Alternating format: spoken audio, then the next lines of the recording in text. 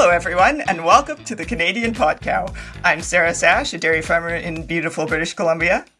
And I'm Andrew Campbell, a dairy farmer in southwestern Ontario, which, you say beautiful British Columbia, I can't even remember. Oh, Ontario, yours to discover. That's what it is. Let me start that again, Sarah. I am a dairy farmer from Ontario, yours to discover.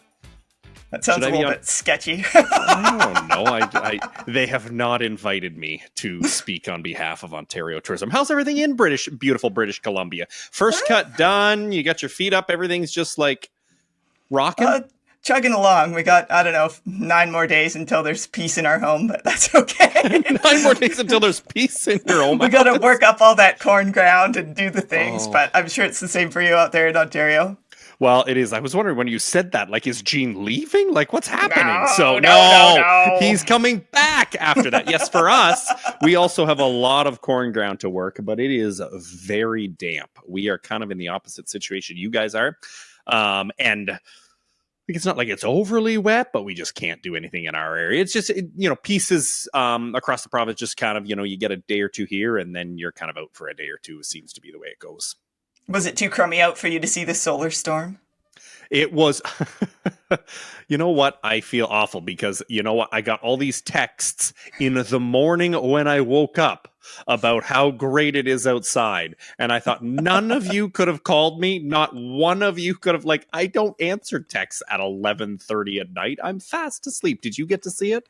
Well, I got a brand new rake, which I was brand new to me, not brand new, but I was super excited to use my rake. I have a little GPS system in my tractor, and I struggled the whole day with my GPS. Problems. I had no idea. And then the next day I got up and was like, gee, it says that the solar storm was affecting the GPS, because all day I would call him and be like, I turn it on. It's like 3 feet off the line. It's not doing what it's supposed to be doing. I don't understand. And he was like, Sarah, sort yourself out.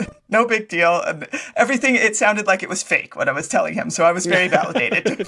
And he also, he was in that situation of just figure it out yourself. It's not that hard. It's never done this before. You're like, Gene, I do not control the universe.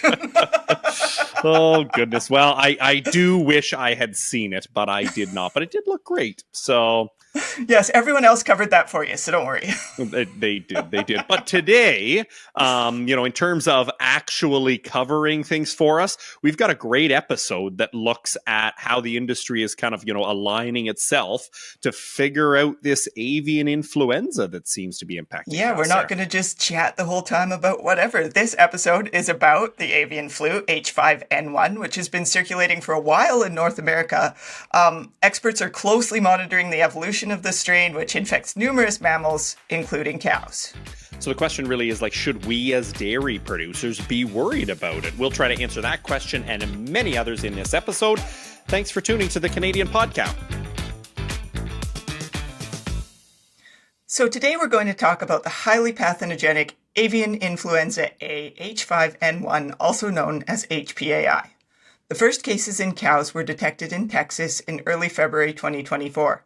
I'm sure you all have lots of questions. I know I certainly do. And to answer them, we're lucky to have an excellent veterinarian with us today. That's right, Sarah. Dr. Robert Tremblay spent 40 years in his professional life working in large animal veterinary medicine. For most of that time, his primary interest was in food animal medicine. He is Doctor of Veterinary Medicine and a Doctor of Veterinary Science from the Ontario Veterinary College, and is diplomate from the American College of Veterinary Internal Medicine in Large Animal Internal Medicine. Dr. Tremblay, welcome to the Canadian Podcow. It's great to have you. Well, thank you. It's great to be here. Thanks for the invitation.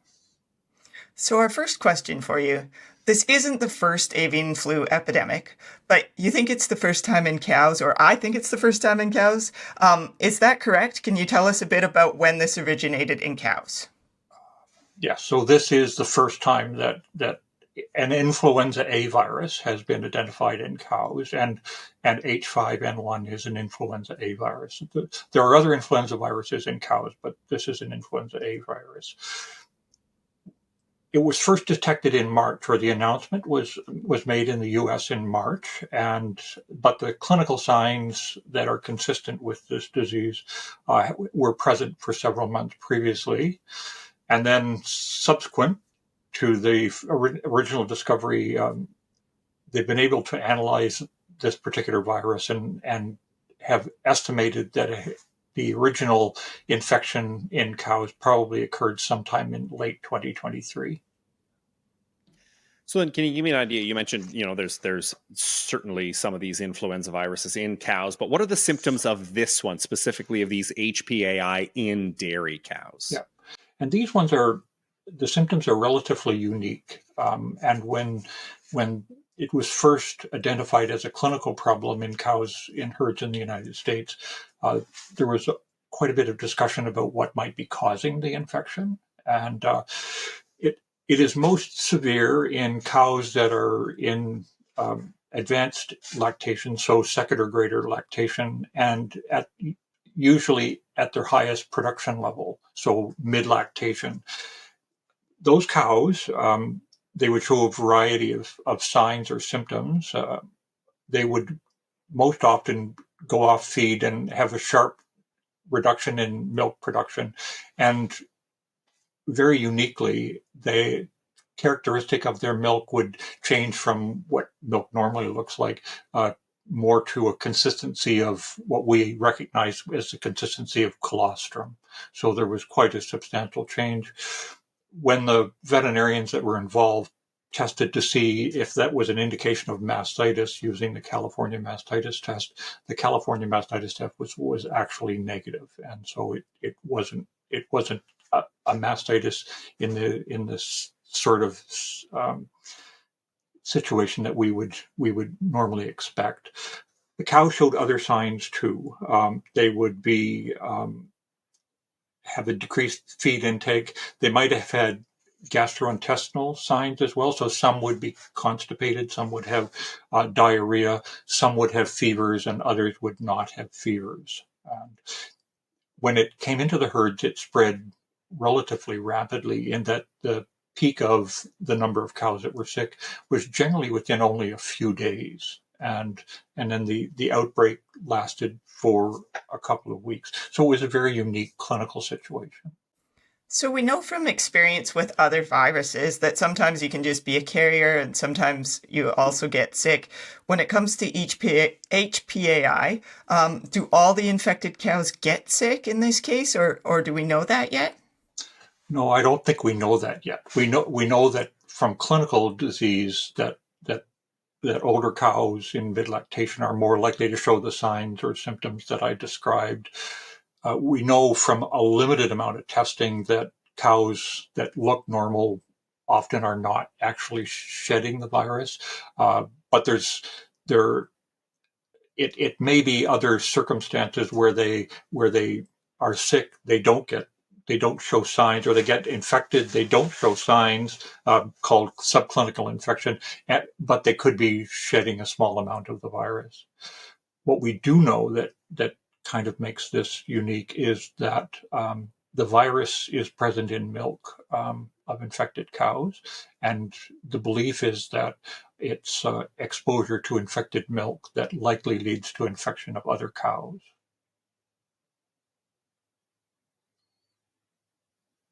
So then it's not a case of, like the influenza. I would think most would be respiratory in terms of spreading. Yeah. We don't think that's the case in this situation. Then it is milk, or it's still too early to know. Well, the cows get sick, and so the milk is the obvious symptom that the virus is reproducing in the cows.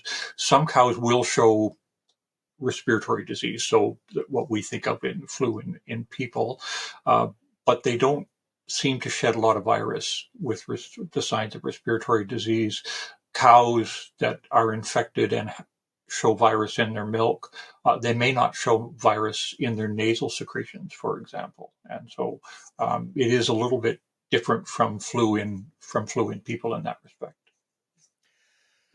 Then in terms of symptoms, like you've walked through some of the big ones, obviously the big one being just that decrease in production, that colostrum-like look to the milk, probably going off feed, things like that. Are those the most obvious symptoms, or are there other things that we should be watching for at kind of a herd level, just to be aware of? as nearly as we can tell in talking with veterinarians in the United States, that those are the major symptoms that they see. Now, this is all our knowledge is based on a relatively few herds, and it may be that some herds are infected but don't show very severe signs of infection. We're still a little early in the outbreak and to make categoric statements, but the initial herds and the herds that are being reported now, they show this characteristic of having cows in second or more lactation, mid lactation, showing decreased, sharply reduced milk production, and a change often in the characteristic of the milk that they do produce. So then, because it is so early too, do we know of any treatments that are really effective for these herds that have been impacted? Is it a wait and see approach? Like what, for those herds that have had it, where's the success been in trying to get through it? So if there is a good news for this, the cows that get disease recover, although they recover slowly, and the very few of them die as a consequence of experiencing this disease, and so most of them recover given sufficient time, and their milk production recovers slowly, but they do recover milk production. It's always sort of a question whether they go back to the level of milk production that you would expect based on their stage of lactation, but they do recover. This is a virus disease, and so in cattle we don't have any specific treatments for virus diseases.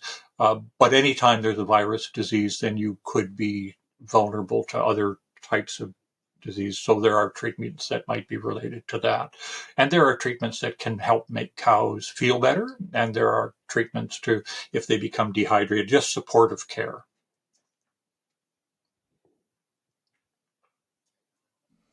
So in terms of the testing procedure, if I think that maybe I have an animal who might have this on the farm, what's the procedure to have the cow tested if she's showing some clinical signs? So in Canada, the veterinarians can collect samples and submit samples to the lab at no cost. And so the samples in a cow that's showing clinical signs are milk, so about 10 mils of milk, with some milk from each quarter. And then it's possible also to submit nasal swabs. But those samples have to come from a veterinarian.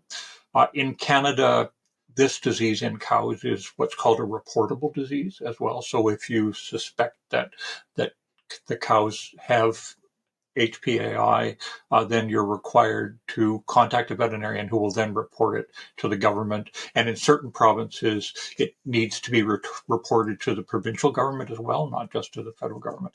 And then samples are collected and sent to the lab. While they're waiting for the lab result, it's just considered a suspect case, and then should the lab result come back positive, then it would be a confirmed case, and how those herds are handled will be different based on the lab result.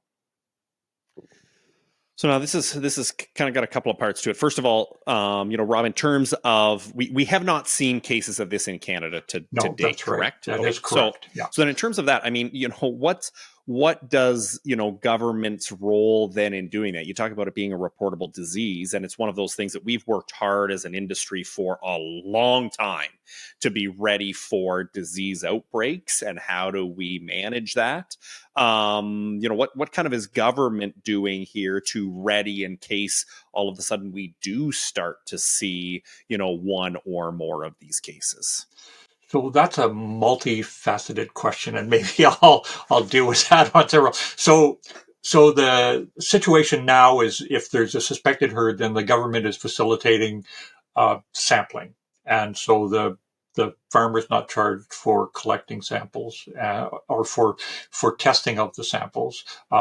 They will have to pay, as nearly as I can tell right now, for the veterinarian to come and look at the herd and confirm that, this is a suspect, and collect the samples and send it off. So that's one thing. The government also, which is a good thing, is that they are offering that test to someone who has healthy cows, say you're buying some cows and you want to maybe have those cows tested if they're lactating cows, the government will facilitate that. So they won't charge for that test, and that's kind of a good thing.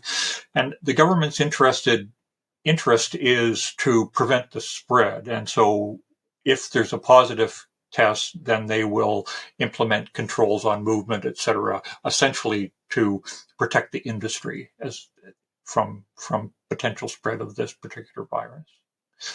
The government also, because you can imagine if virus is present in milk, then there's immediate question asked, is milk then safe for consumers?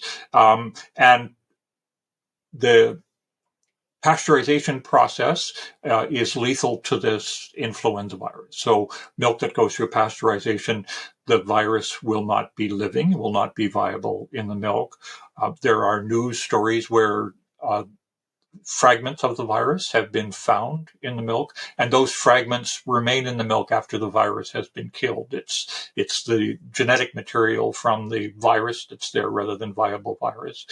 And so the government of Canada is interested in whether there is evidence in Canadian milk of those fragments in the absence. So they are undertaking testing. They announced that just about a week ago, that they are testing retail milk to see whether there is evidence of virus in the retail milk. So they're quite interested in the safety of the milk supply and also on how widespread the influenza virus might be in Canada, because we don't have any cases that we're aware of at this point. Well, as they should be. We have a lot more questions about this, Dr. Tremblay. There's a lot more to talk about, but we need to take a short break for a message from our sponsor. Stay tuned. We have plenty of more questions for you about HPAI after the break.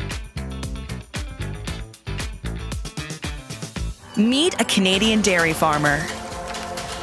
Planting one tree, then hundreds more, to naturally purify the air. Preserving wildflowers for pollinators, and nurturing wetlands for healthier soil, so wildlife can prosper. Biodiversity is in our nature. Working towards a sustainable future. That's Dairy Farming Forward. We're back on the Canadian Podcast with Dr. Robert Tremblay. Dr. Tremblay, how does HPAI virus circulate and spread? I mean, we've talked about it being around. How do you get it? How does it move around between animals? And is it just birds and cows, or are there other species that are affected by this? Okay.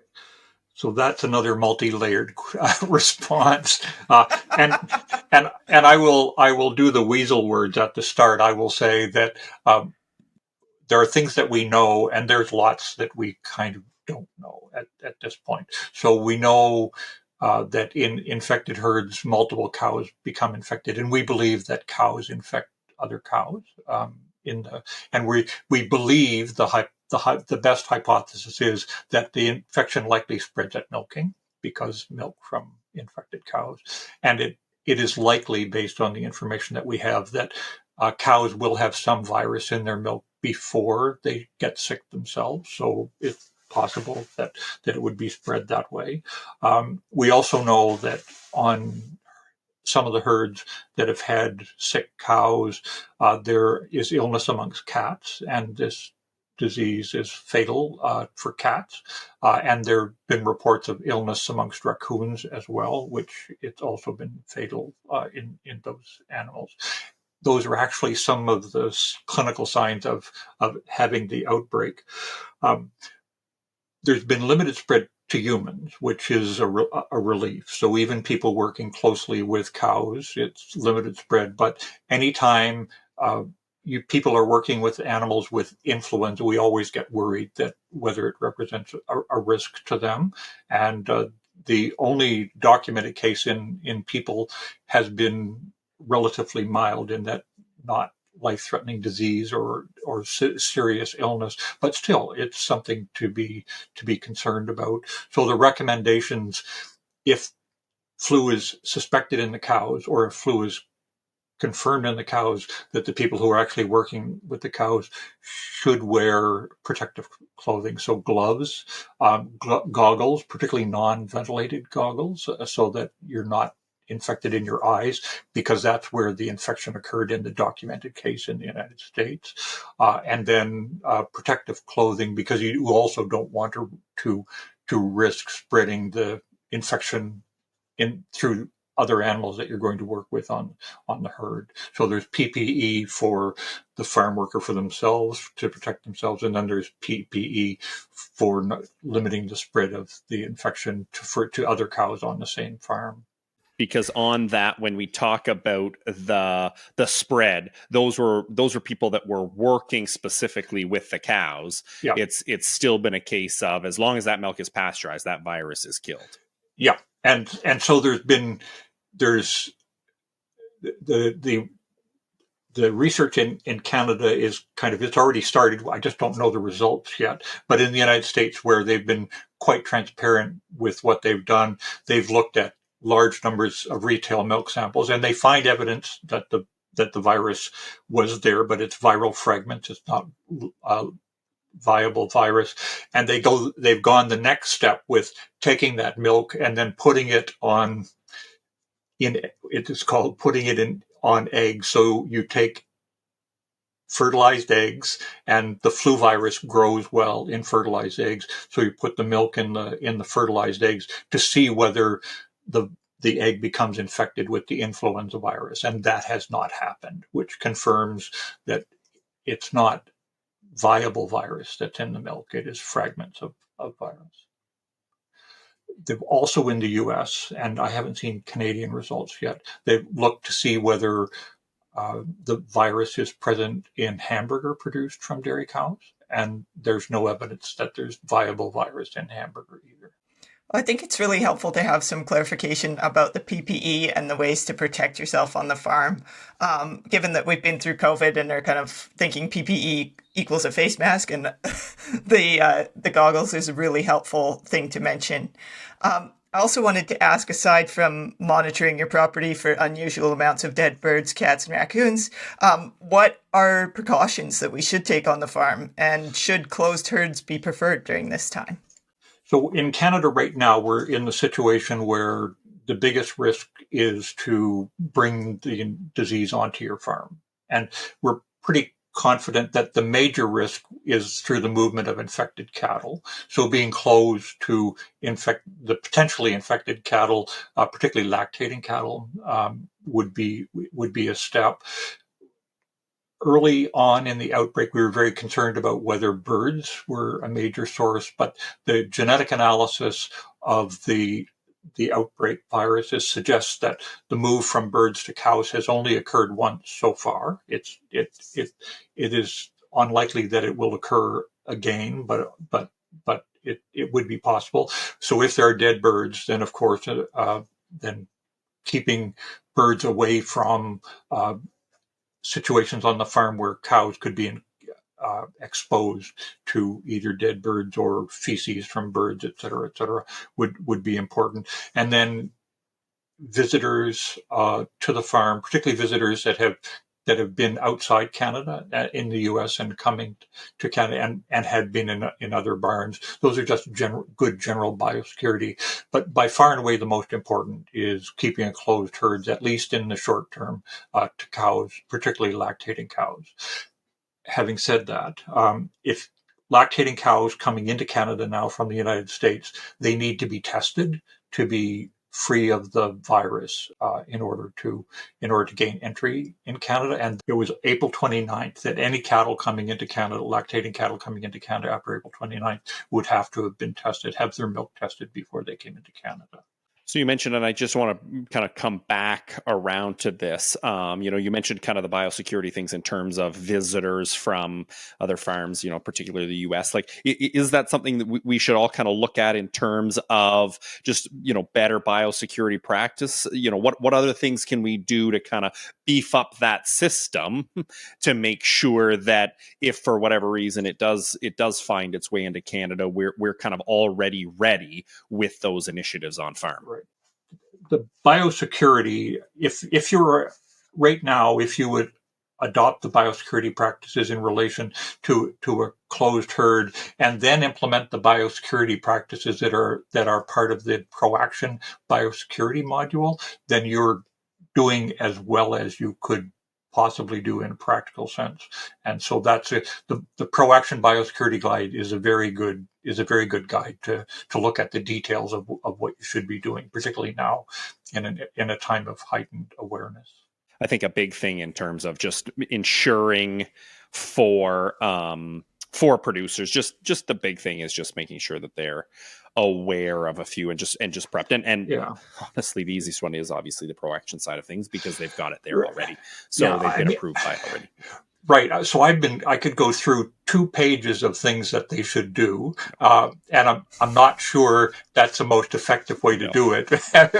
Whereas if you look at the biosecurity module in ProAction, if you're doing substantively what's in the biosecurity manual, and I think module, then I think you're doing as well as you could. Yeah. The big thing now is, and the risk is probably less, because of the testing of lactating animals coming in from the U.S. now. Yeah. But maintaining a closed herd, particularly to lactating animals this time. So these are all really important things. Are there any alternative prevention measures that we might be able to take? Is this something that there's going to be a vaccine for? Is there anything different we can do with diet? Anything that you are aware of that we can do to help prevent this on the farm, aside from the things we've talked about? Well, I always like to think that healthy cows are more resistant cows, but so general health is important. Although we're not sure, there will always be a stressed group of cows on the farm, whether it's fresh cows or high producing cows. There's always a group that might be more susceptible. There is no vaccine at this point, and so it would likely take some time to develop a vaccine, and so there's no possibility of vaccinating it at this point. Whether there will be, it's difficult to say in the future. Now, this is kind of another one of those questions for those cases you've seen in the United States, because as we've determined, we have not found it in Canada to this point. Let's talk about those farms that are feeding whole milk to calves. If that is the source of transmission, obviously, there's no question that pasteurization, as we've discussed, is one way to fix it. But is it a real problem if that milk is not pasteurized for those calves, or what else can they do if they don't have a pasteurizer? So once the clinical disease is present, then a basic principle is that abnormal milk just gets diverted for disposal, and so there's no possibility that it would be fed to calves. We know that the evidence is very strong that pasteurization or heat treatment of milk inactivates the virus. So if the milk looks normal, but is going to be fed to calves, it's probably prudent to pasteurize it or heat treat it. Acidification, we don't know yet. There's no science to show that acidification either works or doesn't work. The suspicion is because the influenza virus is relatively resistant to acid, that the acidification protocols that are now being used may not be effective in inactivating influenza virus. We can't say for sure it isn't. We can't say for sure it is, but the suspicion is that it may very well not be effective. So heat treatment is the way to go.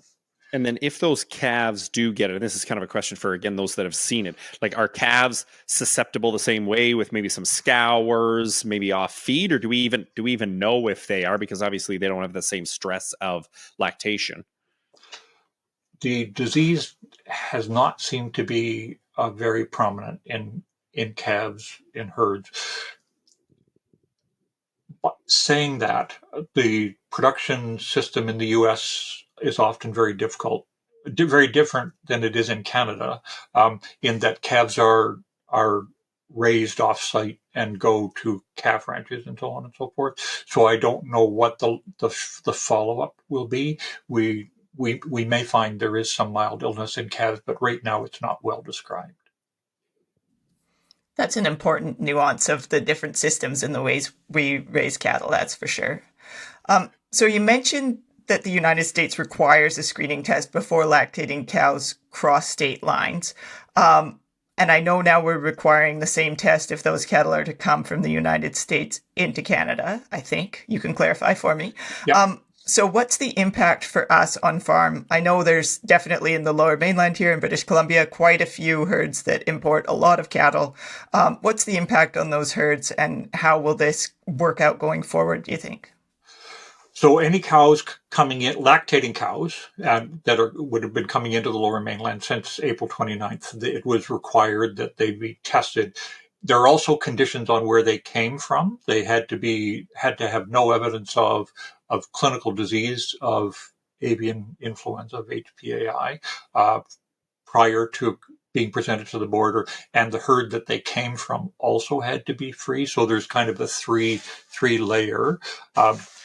It's still probably worthwhile to isolate those cows for 3 weeks when they come in, because the evidence is reasonably strong that even if they were harboring the virus and shedding it, for example, in their milk, that they would not be shedding it 3 weeks or so after the clinical disease. So it's wise to isolate animals that are coming in under those circumstances. Now then, just to wrap up then, Rob, in terms of, going forward, you've again laid a few good things out. We're obviously testing these animals coming into the States. That is one source of infection. So we've kind of got that covered off. CFIA, or, the government at least, is working with, testing retail milk just to see if it exists at all. Are we now kind of, okay, we beef up the system and now we just wait? Or what can we as producers kind of expect going forward? It's kind of like, waiting, kind of behind just for that door to, blow open or something. But is it just kind of a case of we do the best we can and hope it doesn't happen and deal with if it does? Or what else do we do? Most of the initiatives now are minimizing spread. So reducing the number of infected cows, reducing the number of infected herds. We know that cows that are infected recover. And so this is the type of disease that propagates itself by finding new cows to infect. So the idea is to minimize the amount of disease until essentially the infections run out of susceptible animals. And I think that is the scenario that everybody would like to see happen. Whether it continues to spread, it's difficult to predict the future on that. But the objective in Canada would be to prevent introduction and until there's the risk of exposure of the Canadian herd declines to the point where it's not a consequence. We have no real idea whether this virus will disappear or become just what is called endemic in the population. But right now the objective is to minimize the amount of spread. Well, Dr. Tremblay, this has been incredibly helpful for me, I know, and I'm sure for our producers out there listening. So thank you very much for taking the time to answer our questions. It's so much appreciated. Yeah, no worries. Thank you. It's one of these things. Our knowledge is evolving with HPN1, and I'm sure some of the things that we believe are true now will turn out to be not true. Well, don't be surprised if you hear from us again then. We'll circle back with you for an update if it Sure. gets to that. Yep. Okay. Thank you. Well, sir, it actually, talking with Dr. Tremblay actually gives me kind of great confidence in the system we have in Canada, both, kind of as that, surveillance system to say, okay, let's see where it is if we even have it. But then obviously just having things lined up, and it sounds like everybody's kind of already getting in place for what to do if and when it does show up. How do you feel about it? Yeah, I think all the discussion today about the major differences between how this is showing up in dairy than how it showed up in poultry was really helpful for me, given that there's not a super strong connection between the two. Despite it being called avian influenza, it sounds like the cattle experience is very, very different and the prevention measures are very, very different. And that is good. So... It absolutely is good. And just that reinforcement that like milk is completely safe. That virus does not exist in its live form once you pasteurize it. So just kind of that reminder for everyone is definitely, you know, it helps me too to make sure that we can continue to rely on the safety of the milk system. Yeah, such a knowledgeable guest to talk about, that's for sure. Don't be surprised if you hear Dr. Tremblay on here again. We really enjoyed chatting with him. But that's it for today of this... We'll start again. Sorry, Bruce.